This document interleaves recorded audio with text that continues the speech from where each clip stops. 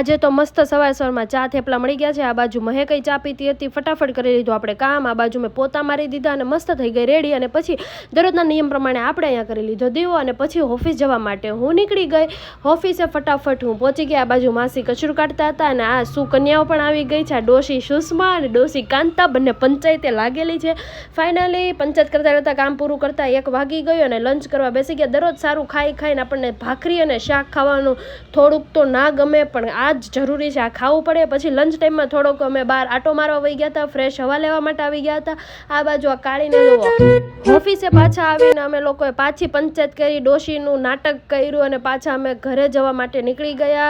ફટાફટ અમે ઘરે પહોંચી ગયા અને આ બાજુ મારે કુર્તો પ્રિન્ટ થઈને આવી ગયો હતો, એને કલર કરવાનો હતો, એટલે આ બાજુ આ પ્રિન્ટ છે અને આ કુર્તો મસ્ત વ્યવસ્થિત મૂકીને મેં પ્રિન્ટ કરવાનું ચાલુ કરી દીધું। અને આ બાજુ થોડીક વાર પછી મેં બહાર ગઈ તો જોયું તો રાજા ને નાની કાળી બે હેને જમવા બેસી ગયા હતા મારી વગર, અને પ્રિન્ટ હજી અધૂરી હતી એટલે મોડી રાત થઈ ગઈ હતી। હું મારી પ્રિન્ટ પૂરી કરી દઉં ત્યાં સુધી તમે મારી ચેનલને લાઇક શેર સબસ્ક્રાઈબ કરતા હો અને કમેન્ટમાં જે કહેજો તમને લોકોને થેપલા હારે ચા ભાવે કે સૂકી ભાજી ભાવે।